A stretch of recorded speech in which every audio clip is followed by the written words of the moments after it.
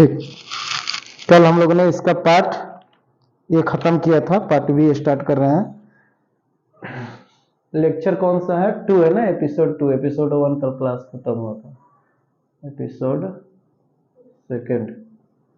चलिए पैराग्राफ 9 में हम लोग ध्यान देंगे, पढ़ेंगे। वहां से लिखा हुआ है, the Indian civilization as described by me has been so described by its वोटरीज।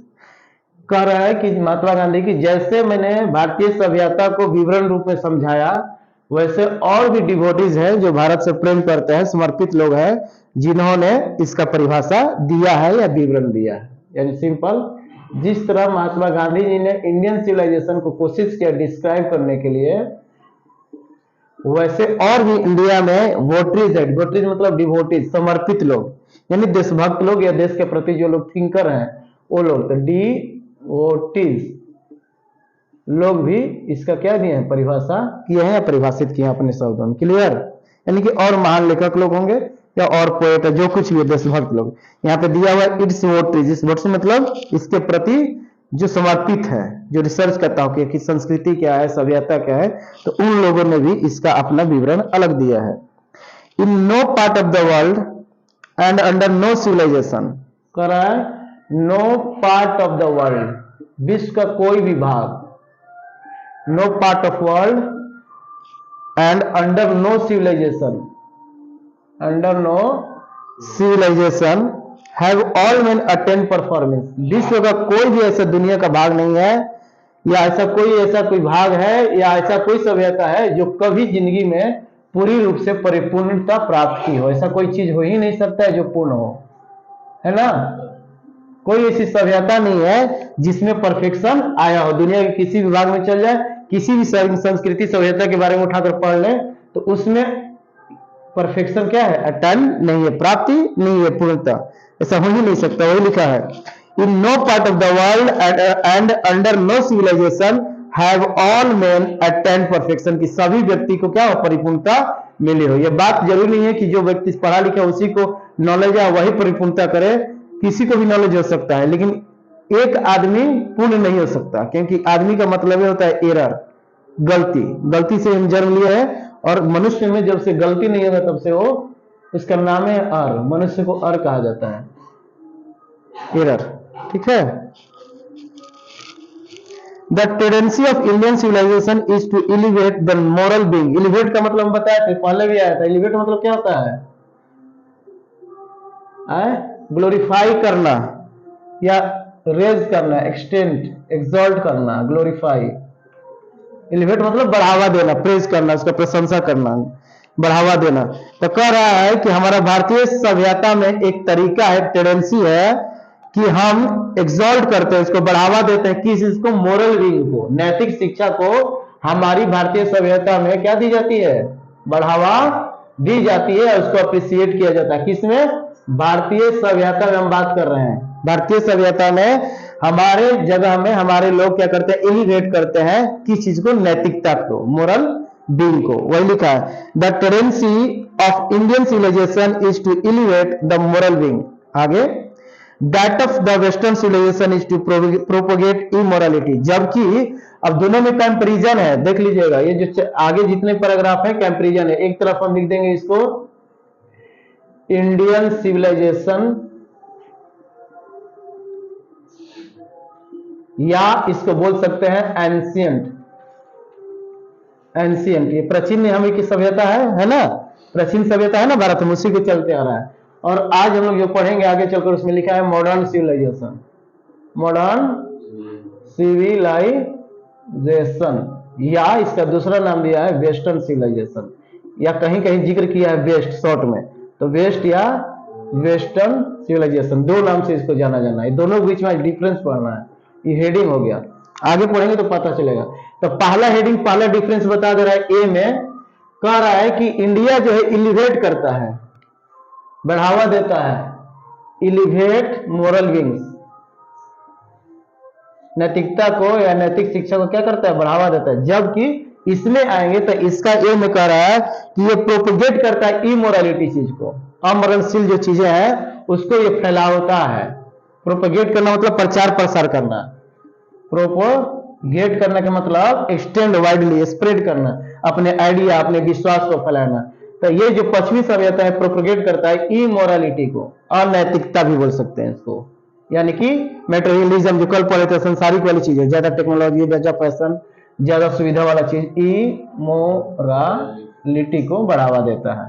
ये एलिवेट करता है नैतिक शिक्षा को, ये प्रचार प्रसार करता है, यानी इससे ज्यादा प्रभावित होता है, वाइडली रेंज में ये होता है। तो पहला अंतर समझ में आ गया। आगे, द लेटर इज गॉडलेस। इसमें क्या होता है, ये लोग ईश्वर में विश्वास नहीं करता है, ज्यादा तकनीकी के ऊपर ज्यादा ध्यान देता है। साइंटिफिक लोग, साइंस वैज्ञानिक लोग नहीं ना मानता ईश्वर को, ढेर नास्तिक लोग होते हैं। तो ये लोग गॉडलेस हैं। कौन सा मॉडर्न सिविलाइजेशन का हम बात कर रहे हैं, या उसको बोल सकते हैं वेस्ट या western civilization. The former is based on a belief of God, है ना, बिलीफ इन गॉड। लेकिन हमारा जो प्राचीन सभ्यता है, ये लोग विश्वास करते थे, हमारे पूर्वज लोग ईश्वर पर, बिलीव ऑन गॉड या इन गॉड। दो अंतर समझ में आ गया। यहां पर डिस्टिंग्विश किया जा रहा है दो सभ्यताओं के बीच में। पेज नंबर 8 पर आएंगे।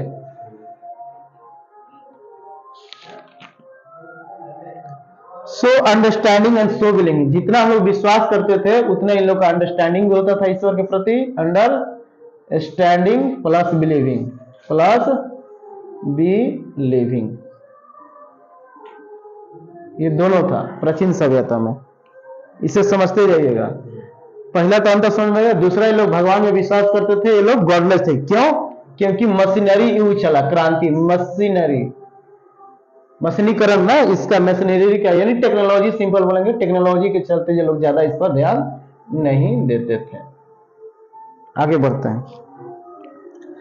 इट बिहोव्स मतलब जरूरी कर दिया, या नेसेसरी, टू बी राइट और necessary. It behoves every lover of India to cling मतलब स्टिक, उससे चिपके रहना, लगे रहना, या उसको मानते रहना। Cling to the old civilization even as a child clings to the mother's breast. इसलिए हर एक भारतीयों का, ये हर एक भारतीय प्रेमी को, जो लवर ऑफ इंडिया है, हर एक भारतीय प्रेमी को लवर ऑफ इंडिया, या अपने आप को डिवोटी बोलते हैं, लवर ऑफ इंडिया, या अपने आप को कहते हैं कि हम वोटरीज है, भारत के वोटरीज है, वोटरीज में कुछ समर्पित अपने आप को किए हैं देश के लिए। तो उन लोग को एक काम करना चाहिए, उनके लिए यह जरूरी है कि it necessary for every lover of India to cling to the old civilization even a child cling to the mother's breast. जिस तरह एक छोटा सा बच्चा अपने माँ के गोद से चिपका रहता है, छाती से चिपका रहता है, उसी तरह हम सबों को भी अपनी पुरानी सभ्यता से हर एक लवर ऑफ इंडिया को क्लिंग रहना पड़ेगा, स्टिक रहना पड़ेगा। क्लियर? अब आते हैं पैराग्राफ नंबर 10 में। 9 का खत्म हो गया, इसको इधर 1 जोड़ देंगे तो हो जाएगा का 10, प्रीफिक्स कर दिया 1 डिलीट करके। I am no hater of the West. Pandit ji, sorry, Mahatma Gandhi ji कह रहे हैं कि मैं पश्चिमी सभ्यता का विरोधी नहीं हूं, मैं इसे घृणा नहीं करता हूं। I am not hating the western civilization but I am thankful to the west for many thing. मैं बहुत सारी चीजों के लिए पश्चिमी सभ्यता को या आधुनिक सभ्यता को मैं धन्यवाद करना चाहता हूं, या इसके प्रति मैं धन्यवादित हूं, आभार व्यक्त करता हूं। For a many thing I have learn from western literature, क्योंकि मैं एक कह रहे महात्मा गांधी जी की वेस्टर्न लिटरेचर से, पश्चिमी सभ्यता की जो किताबें हैं, साहित्य है, वेस्टर्न लिटरेचर से मैंने बहुत कुछ सीखा है। कौन बोल रहे हैं? एमजी, महात्मा गांधी जी बोल रहे हैं कि मैंने पश्चिमी सभ्यता की किताबों से, पुस्तकों से, नॉवेलों से, डॉक्यूमेंट्री जो भी आर्टिकल्स होंगे उससे मैंने बहुत कुछ सीखा है। आगे, बट परंतु I am thankful to modern civilization, लेकिन मैं आधुनिक सभ्यता के लिए भी आभार व्यक्त करता हूं, धन्यवादित हूं इसके प्रति। फॉर टीचिंग मी, क्योंकि उसने मुझे सिखाया या मैं उसे सीखा हूं कि if I want India to rise to its fullest length, यदि महात्मा गांधी चाहते हैं कि ये भारत है, ये भारत को और ऊंचा और विकसित देखना चाहते हो, राइज टू फुलेस्ट हाइस्ट, यानी कि और ऊंचा तक ये भारत विकसित हो, देश डेवलपिंग से डेवलप कंट्री बने, तो I must tell my country man frankly, तो मैं बोल्डली से, एकदम साहस के साथ अपने कंट्री मैन का मतलब होता है देशवासी, क्या होगा? देशवासियों से कहना चाहता हूं, कंट्री मैन, एकदम बोल्ड के साथ, हिम्मत के साथ। फ्रैंकली मतलब क्या? बिना डरे, बिना झिझके, बिना डाउट के, बिना संकोच के महात्मा गांधी जी कहते हैं कि मैं यह कहना चाहता हूं कि I must tell my countrymen frankly that after years and years of experience of modern civilization कि आधुनिक सभ्यता के वर्षों और वर्षों के अनुभव के बाद मैं एक बात कहना चाहता हूं कि I have learnt one lesson, मैंने एक पाठ पढ़ा है, मैंने एक पाठ सीखा है या पढ़ा है कि from it, इससे मैं आधुनिक सभ्यता से यही सीखा है कि that is that we must shun it all cost, हम लोग के इससे हर एक कीमत पे बच के रहना चाहिए। सन मतलब क्या? Keep away from. अरे समझ में? आधुनिक से वो लोग यही सीखे हैं, महात्मा गांधी जी सीखे हैं कि हमें सन रहना चाहिए। सन का मतलब उससे दूर रहना, कीप अवे फ्रॉम। हमें आधुनिक सभ्यता के प्रभाव से दूर रहना चाहिए, यही हम सीखे हैं। क्लियर हो गया?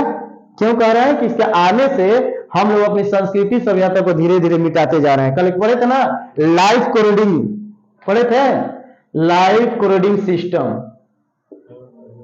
पढ़े थे कल ना, लाइफ कोडिंग सिस्टम। ये जो है मॉडर्न सभ्यता जो है धीरे धीरे लाइफ को बर्बाद करने वाली, धीरे धीरे नष्ट करने वाली एक प्रथा, एक सिस्टम है। तो इसलिए कह रहा है कि मैंने आधुनिक सभ्यता से एक ही चीज सीखा है कि हमें किसी भी कीमत पर एट ऑल कॉस्ट हमें इससे सन होना पड़ेगा, अपने आप को बचा कर रखना पड़ेगा इसके कुप्रभाव से या दुष्प्रभाव से। खत्म। पैराग्राफ नंबर 10 11 में आते हैं। What is that modern civilization. अब परिभाषा दिया है कि आधुनिक सभ्यता क्या है, उसको समझना है। अभी इसको रहने दीजिए, यहां ऊपर वाला का मिटा देते हैं कि इसमें और पॉइंट ऐड होगा अभी।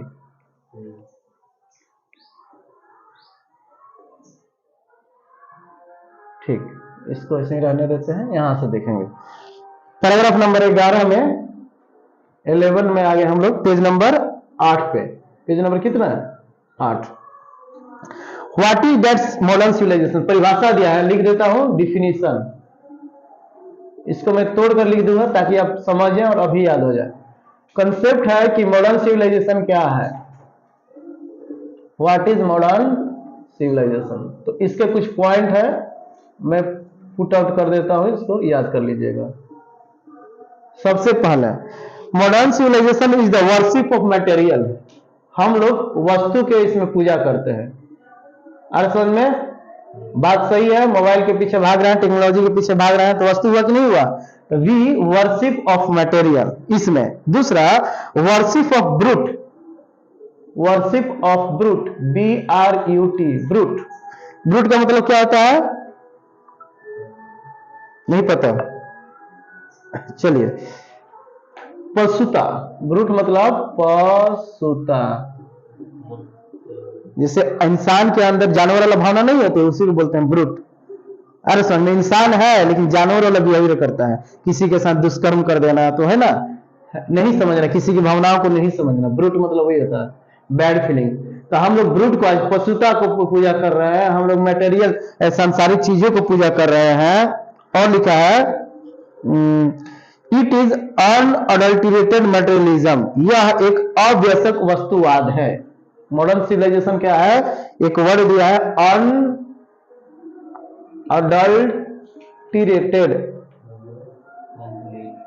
अनअडल्टरेटेड का मतलब होता है, क्या होता है? कंप्लीट, पूर्ण। ठीक है, अनअडल्टरेटेड मटेरियलिज्म पूरी तरह से बता रहे हैं वास्तुवाद है, यानी वस्तु के पीछे चल रहे हैं, यानी पूर्ण रूप से वस्तुवाद, यही ना, पूर्ण रूप से वस्तुवाद का शिकार होना, यानी कि चीजों के पीछे भागना, यही ना पूर्ण रूप से वस्तुवाद।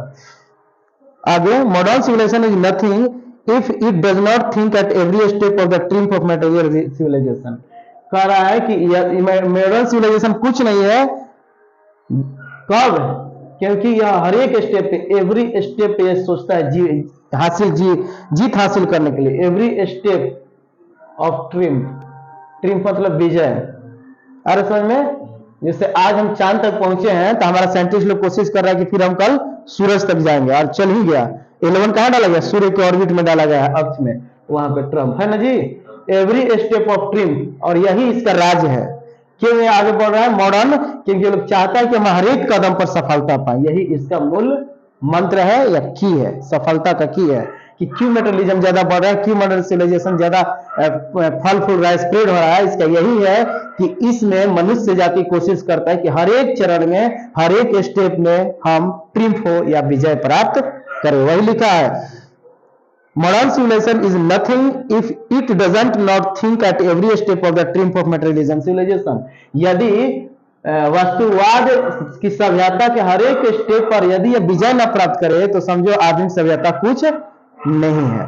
तो इसका यही परिभाषा था, इसको हम पॉइंट आउट कर दिए, अपने भाषा में इसी को पॉइंट में कॉल डाल देना है। अब इसको शॉर्ट बनाने तो कैसे बनेंगे, लिखेंगे worship of material and brute and which is unadulterated materialism and it focus on every step of trim. खत्म। अपने से इसको लिखना जरूरी नहीं है, जैसा बुक में दिया वैसा रटना है। आगे बढ़े, आ गया पैराग्राफ नंबर कितना, 12 में। इट इज परहैप्स अननेसेसरी, कह रहे कि आधुनिक सभ्यता या मेटेरियलिज्म एक अनावश्यक चीज है, जरूरी नहीं है। एक आम आदमी भी जीवन जी सकता है विदाउट सुविधा का, विदाउट फैशनेबल लाइफ जीने का, लग्जरियस लाइफ जीने का। एक आम आदमी गांव में जी रहा है कि नहीं जी रहा है, तो ये एक अनावश्यक चीज है। It is unnecessary if not useless, यह अननेसेसरी है यदि यह बेअर्थ है या अर्थक नहीं है। यूजलेस यानी इसका कोई प्रयोग नहीं रहा तो यह अननेसेसरी है। मेटेरियलिज्म का अगर हमारे जीवन में प्रयोग नहीं है तो उसको हम कह सकते हैं कि if it is useless then it is unnecessary, अनावश्यक चीज है, यही ना, unnecessary. To weigh the merits of the two civilization, कह रहा है कि दो सभ्यताओं के बीच में तुलना करना अनर्थक है या बिना अर्थ का है।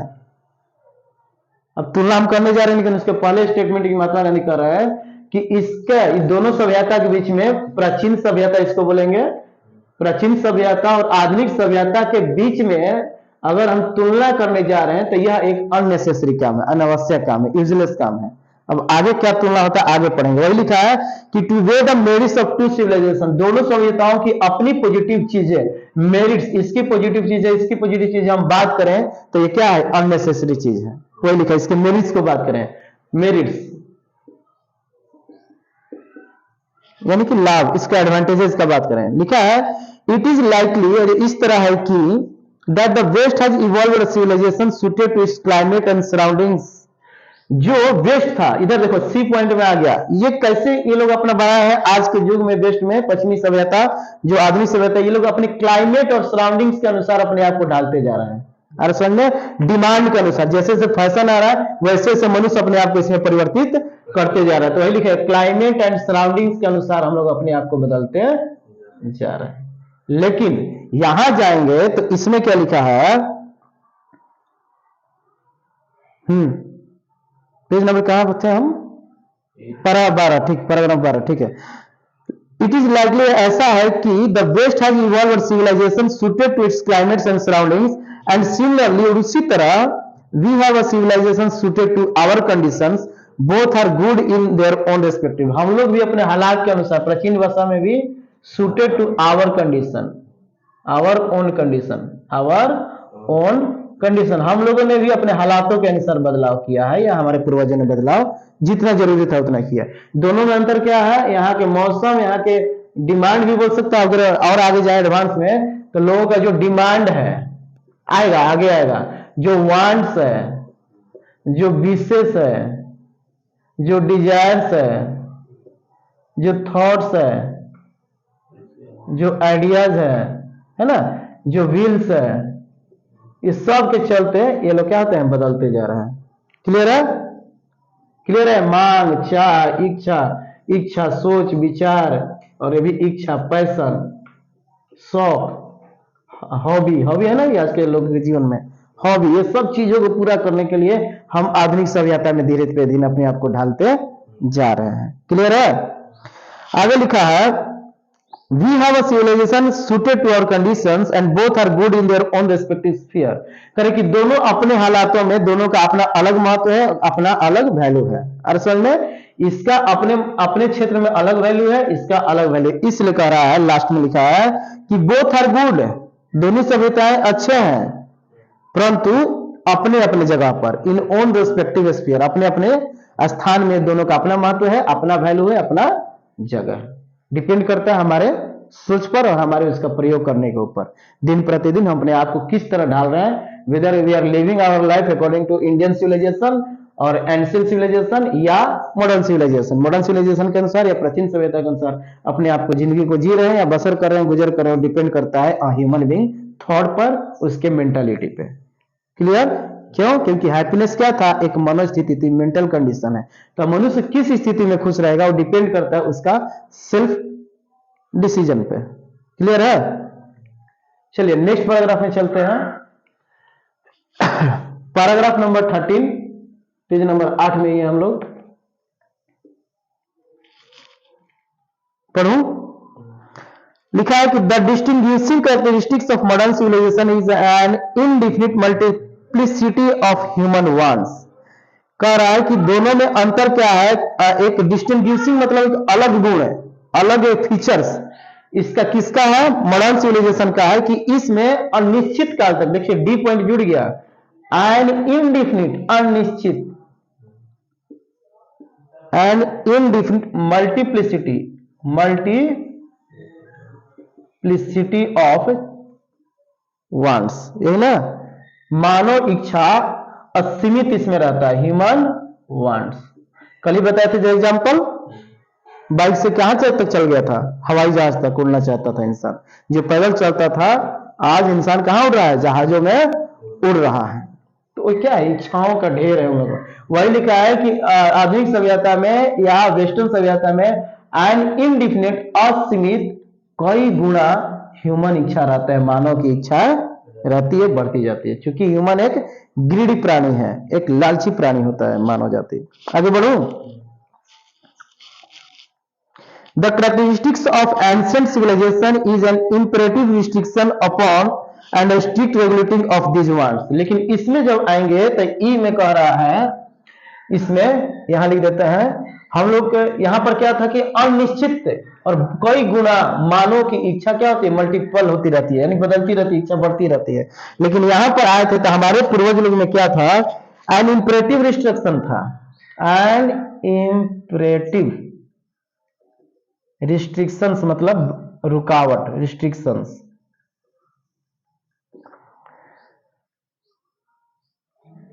And a strict regulating,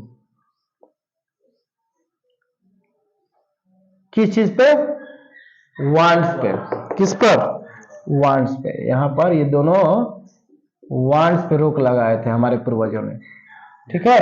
and imperative restrictions प्रतिबंध और एक नियम रेगुलेटिंग था, मतलब नियम, एकदम नियम था।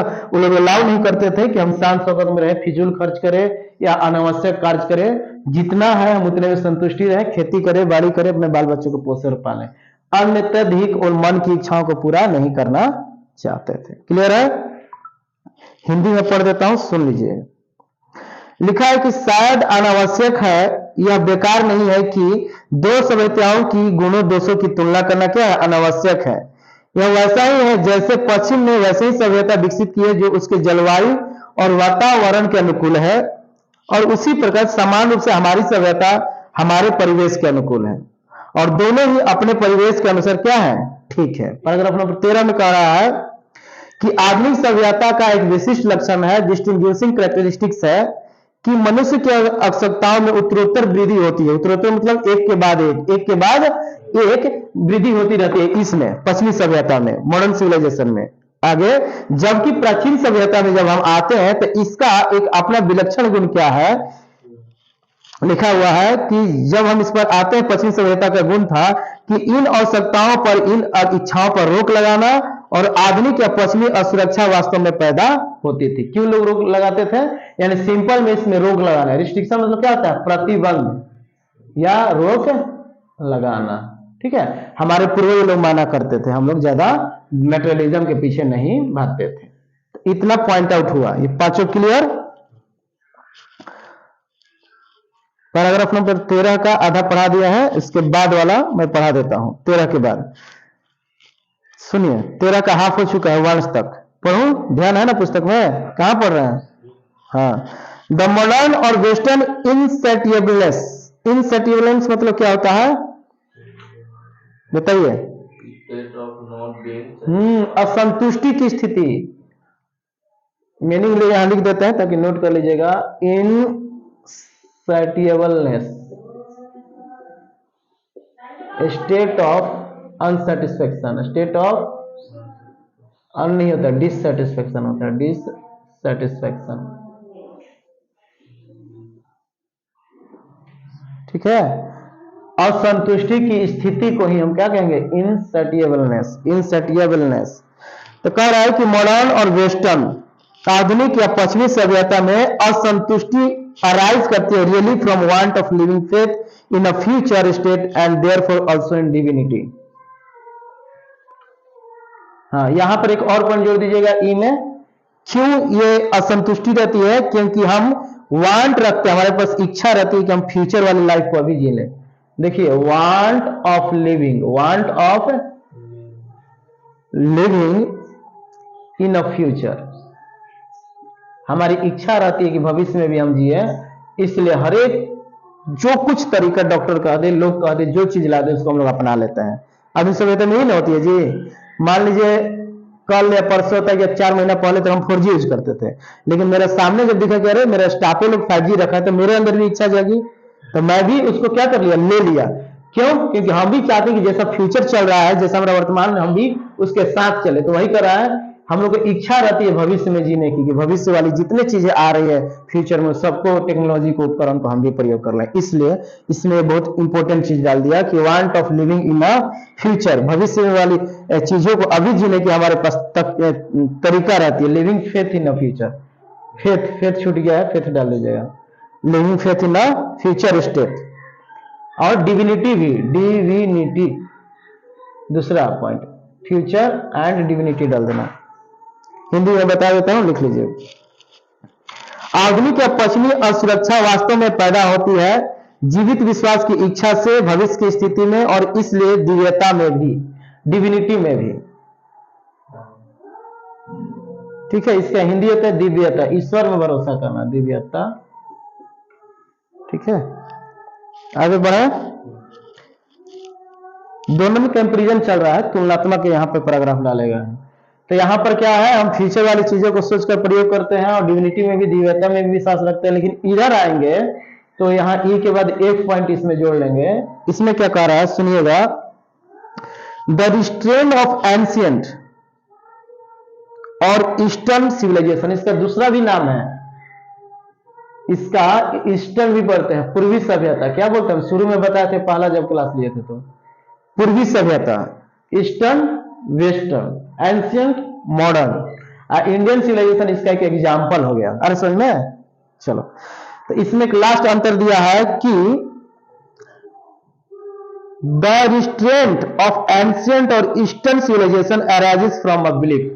कह रहा है कि ये जो रोक लगा था, ये अराइज, यहां पर अराइज, ये वांट कहां से हुआ था, हम फ्यूचर वाला चीजों को अभी जिंदगी जी लेना चाहते हैं, इसलिए होता था। जैसे मान लो 5G लॉन्च हुआ, अभी अमेरिका में तो यहाँ सब हाला गुला हो गया, भारत के लोग यूज करने लगे। यानी जो फ्यूचर वाली चीजें, टेक्नोलॉजी है, उसको हम अभी यूज करना चाहते हैं, इसलिए ऐसा सिविलाइजेशन होते जा रहा है। लेकिन यहां पर क्या था, रोक क्यों लगा था, क्योंकि उसके लिए लिखा है कि द रिस्ट्रेंट, माने प्रतिबंध, of ancient and eastern civilization, प्राचीन सभ्यता और पूर्वी सभ्यता का जो प्रतिबंध है, वो एराइज कहां से हुआ था, तो वो भी एक विश्वास है, ए बिलीफ, ए बिलीफ।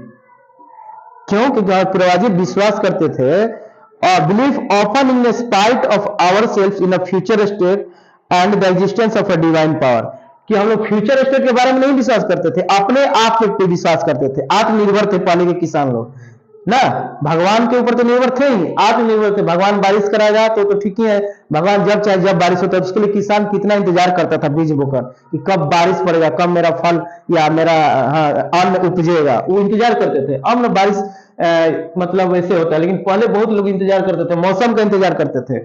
आज तो आर्टिफिशियल भी हो रहा है ना, खेती वेती करता है, बारिश भी पड़ा देता है, पानी भी डाल देता है, लेकिन उस समय मौसम का इंतजार किया। जैसे पहले मूवी शूटिंग करने के लिए, एक सीन करने के लिए इंतजार किया जाता था, कब बरसात का दिन आएगा तो बारिश वाला शूटिंग किया जाएगा, है ना, छम छम बरसा पानी वाला, कोई तो गाना शूटिंग हो रहा था, पता नहीं, हमको गाना नहीं याद है, आगे बढ़ेंगे।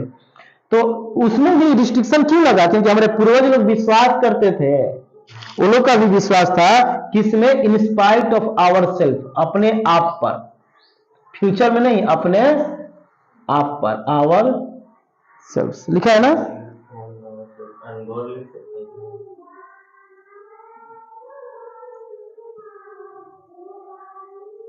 और इसमें लिखा है डिवाइन पावर में भी लोग विश्वास रखते थे। दैवीय शक्ति, डिवाइन पावर, ईश्वर के शक्ति, डिवाइन पावर, दैवीय शक्ति, दैवीय शक्ति, ईश्वर का शक्ति। समझ गए? दैवीय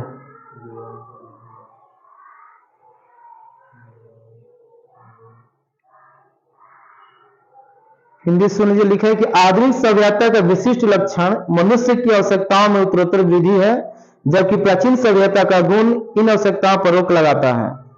आधुनिक या पश्चिमी असुरक्षा वास्तव में पैदा होती है जीवित विश्वास की इच्छा से भविष्य की स्थिति में और इसलिए दिव्यता में भी, लेकिन प्राचीन या पूर्वी सभ्यता का संयम एक विश्वास से उत्पन्न होता है। रिस्ट्रिक्शन कहां से उत्पन्न होता है? विश्वास से, अक्सर खुद के बावजूद एक भविष्य की स्थिति और दिव्य शक्ति में मौजूदगी में। ठीक है, दिव्य शक्ति यानी डिवाइन पावर में अपने आप से ज्यादा ये लोग ईश्वर पे भरोसा रखते थे पहले। ठीक है, तो दोनों में क्लियर कंसेप्ट। और कोई डाउट है अंतर? आर समझ में संगीता? चलिए मिटा दो ये सब ना बोर्ड।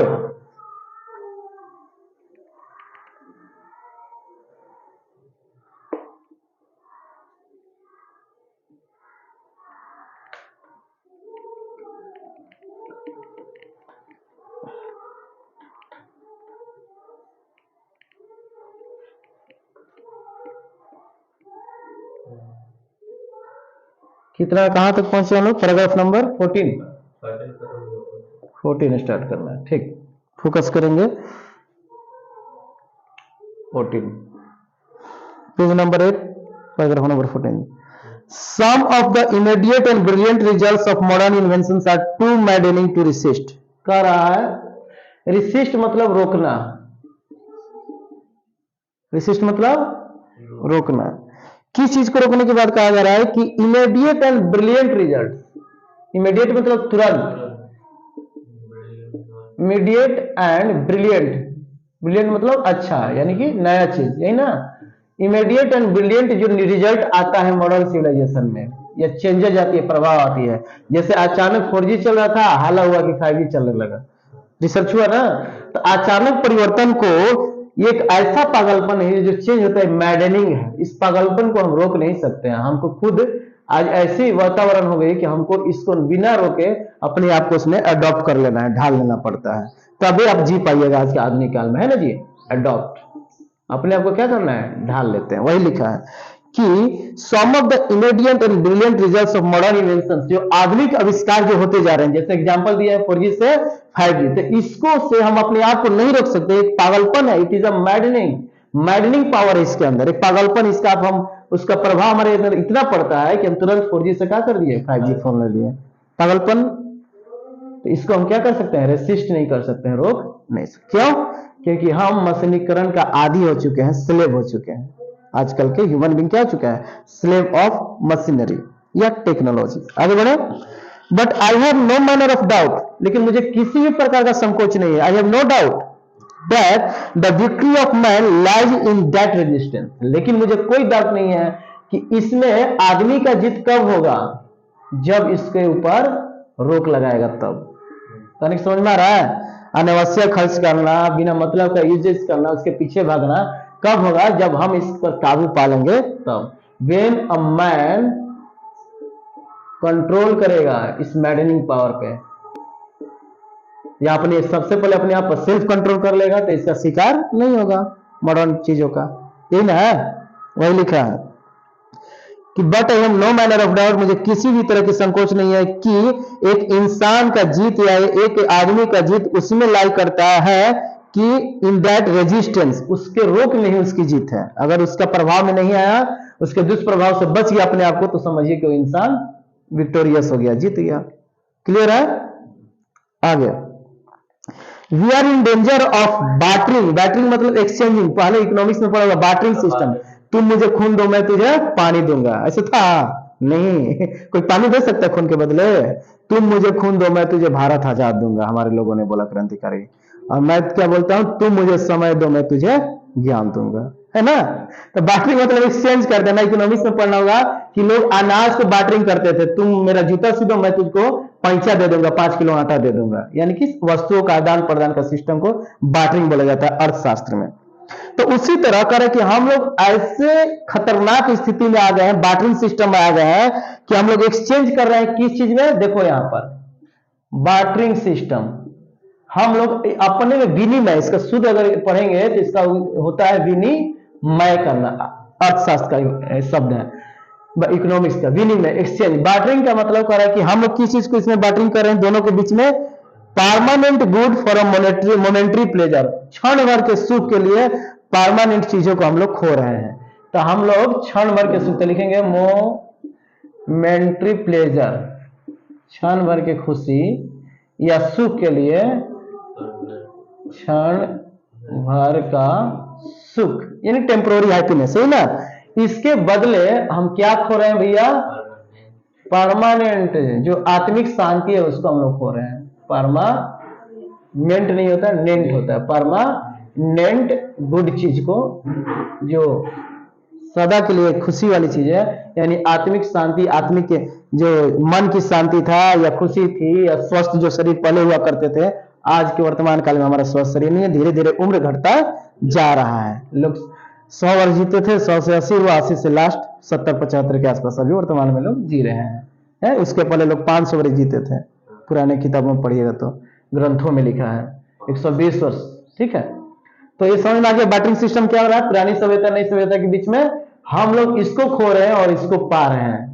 परमानेंट चीज को खो रहे हैं, क्षण भर वाला चीज को पाने के लिए हम लोग बर्बाद करते जा रहे हैं। खत्म हो गया ये वाला, आगे बढ़ते हैं। पैराग्राफ नंबर 15 चेंज कर देता हूं यहां 15। Just as in the west they have made wonderful discoveries in things material. Correct, जिस पश्चिमी सभ्यता में लोग डिस्कवरीज किए हैं, मेटेरियलिज्म में डिस्कवरीज, खोज किया, डिस्कवरीज, दे हैव डिस्कवरीज और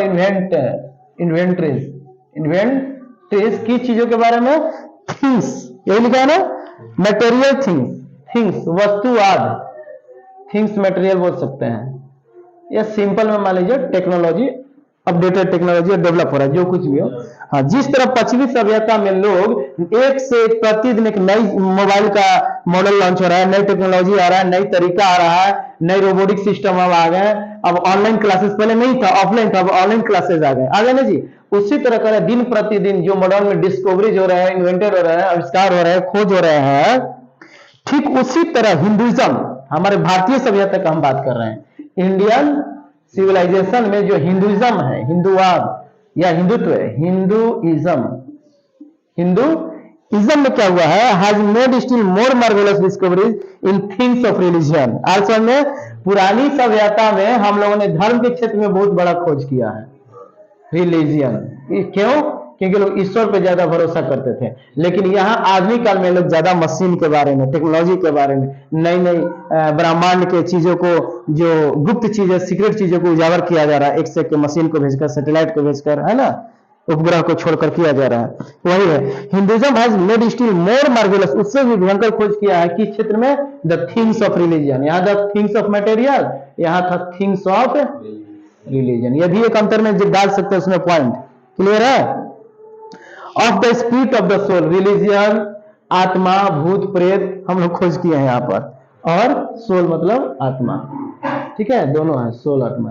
धर्म, भूत प्रेत, आल जाल में हम लोग उलझे हुए हैं। हर समझ में हिंदुइज्म में क्या है, वही है, धर्म के पीछे, आत्माओं के पीछे हम लोग भाग रहे हैं, यानी विश्वास ज्यादा हम किसमें करते हैं, ईश्वर के क्षेत्रों में, या ईश्वर धार्मिक चीजों में विश्वास करते हैं। सिंपल, खत्म हो गया। लास्ट है 16, पैराग्राफ नंबर 16 में देखेंगे, but we have no eye for this great and fine discoveries. लेकिन हम लोग के पास वो आंखें नहीं है इन बड़े बड़े या अच्छे अच्छे जो आविष्कार हुए हैं, खोज हुए हैं, उनको देखने के लिए। बट वी हैव नो आई, यानी हम लोग देख नहीं पा रहे हैं। क्यों? क्योंकि we are dazzled by the material progress, क्योंकि हम लोग इतने मटेरियल वस्तुवाद इतना बढ़ गया है, इतना तकनीकी बढ़ गई है, इतना लग्जरियस लाइफ स्टाइल वाला जीवन हो गया है कि हमारी आंखें उनके चमक से चकाचौंध हो चुका है, बंद हो चुकी है। हमारी आंख क्या हो चुकी है, अंधा हो चुके इस दुनिया में, मोह माया में, इस रंगीन दुनिया में हम डैजल्ड हो जाए। आंखियां क्या चमक रहा है, चकाचक होने का मतलब क्या, बारात आता है अब पूरा भेपर लाइट दुल्हावा के मुंह पे बढ़ता है तो आंखियां अनार हो जाता है, चकाचक दुआरे बढ़िया लगता है, बेचारा ऐसे से आंख मारने लगता है, तब पंडित जी पूजा कराते हैं ना।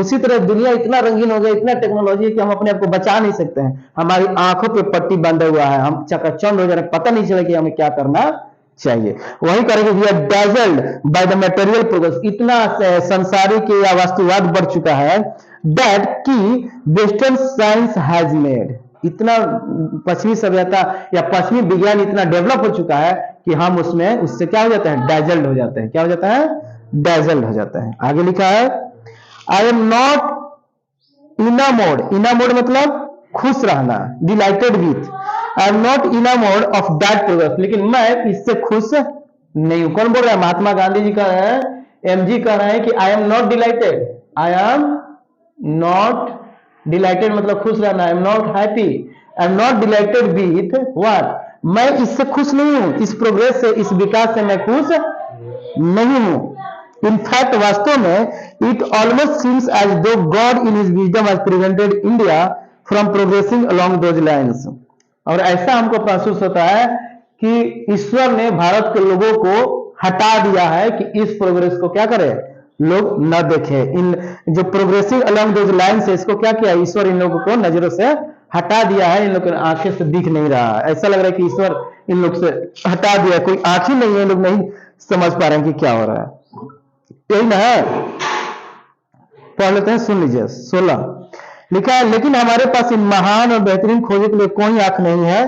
पश्चिमी विज्ञान ने जो भौतिक प्रगति की है उससे हम चकित हैं, मैं उस प्रगति से आसक्त नहीं हूं, आई एम नॉट हैप्पी।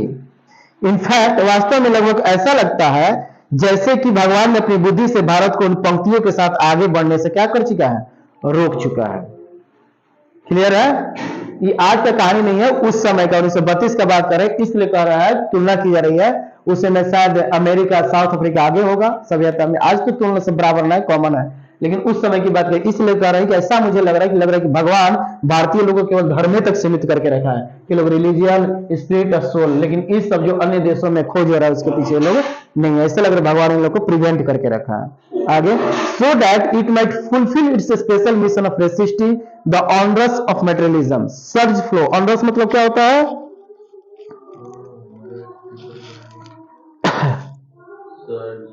लिखा हुआ लिखा देते हैं, देखिए, ताकि वो भौतिकवाद की दौड़ को रोकने के अपने विशेष मिशन को क्या कर सके, पूरा कर सके।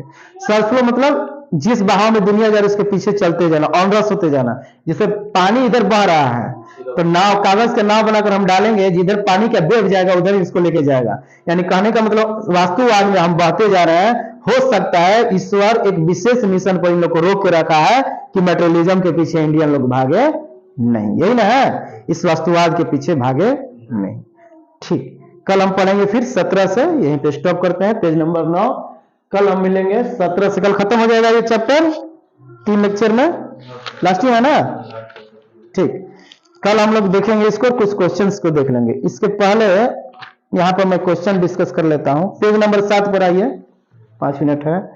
पेज नंबर 7, कल जो होमवर्क दिए थे, लिखा है कि how is Indian civilization different from European civilization. B1.2 का पहला, कि यूरोपीय सभ्यता भारतीय सभ्यता से कैसे अलग है, पता चल जाएगा, लिख लेंगे आप लोग। यूरोपियन में सब आ जाएंगे, कौन कौन, ग्रीक, रोम, चाइना, जापान, यही सब तो ना, 4 का एग्जांपल दिया, तो चारों में क्या अंतर हुआ। सिंपल में हम लोगों ने आज भी इसको कायम करके रखा, लेकिन वहां का समय के अनुसार, पैसे जो टाइम के अनुसार वो मिटते गया। आगे, why does Gandhi say that mind is restless but what makes the mind restless.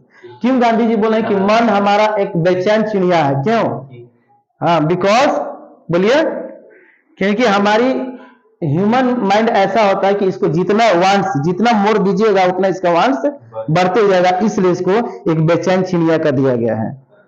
What makes the mind restless, क्या चीज से बेचैन हो जाता है, अपनी इच्छाओं को पूरा करने के लिए उत्तरोत्तर उसका इच्छाएं क्या होती है, बढ़ती रहती है, एक के बाद एक इच्छा।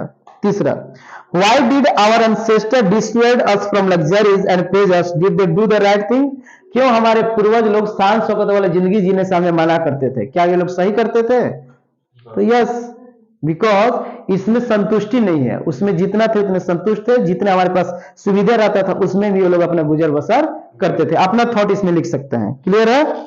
पांचवा, how did our ancestors view large city, हमारे पूर्वज लोग बड़े शहरों को किस रूप में देखते थे? जाल के रूप में। पढ़ाए थे सिटीज आर स्नेयर।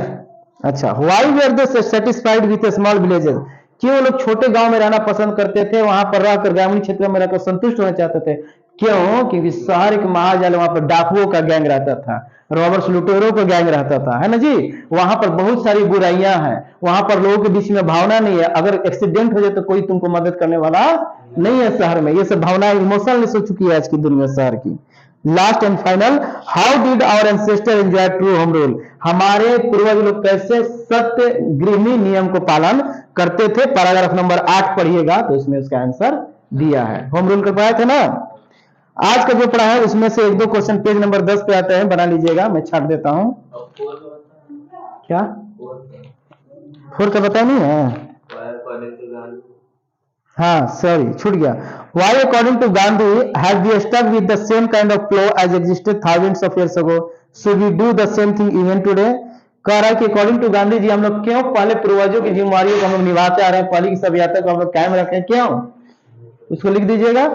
नहीं है पता क्यों रख रहा है? क्योंकि हमारे पूर्वजों ने ऐसा सिखाया, ऐसा बीज बोया है। लेकिन हाँ आगे लिखा है should we do the same thing even today? No, हम लोग नहीं करेंगे। आजकल वही नहीं सकता, अपने आप को इतना आविष्कार हो चुका है कि उसके बिना हम एक स्टेप आगे बढ़ नहीं सकते हैं। ये कारण लिख सकते हैं। और क्यों उसको ढो रहे थे? क्योंकि हमारे पूर्वजों ने ऐसा बीज बोया था, उसका वंशज इसलिए वैसा प्रभाव तो रहेगा, उसका इफेक्ट रहेगा, तो हम भी वैसा ही करेंगे। क्लियर है?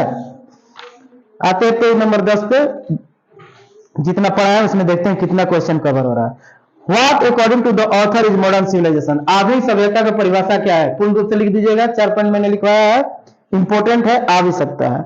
दूसरा, What did the author convey to the countrymen about dealing with modern civilization? Gandhi ji क्या बोल रहे थे कि मैं बोल्ड के साथ कहूंगा कि हम लोग को सम रहना चाहिए आधुनिक सभ्यता से, keep away from modern civilization effect. Clear है? तीसरा, what is the distinguish characteristic of modern civilization? एक विलक्षित गुण, अनोखा गुण क्या है सभ्यता का, आधुनिक सभ्यता का? आगे तो पढ़ा है हाँ कि an indefinite multiplicity of human wants, यही ना है। The author perceived danger from, बस इतना है, 3 तक लिख के लाना है, बाकी अभी पढ़ा नहीं है, कल पढ़ाएंगे तो 4 से 7 वाला हम लोग पढ़ेंगे। तो पेज नंबर 10 का 3 और पेज नंबर 8 का टोटल क्वेश्चन आंसर घर से बनाकर लाना है। ठीक है? ठीक, थैंक यू।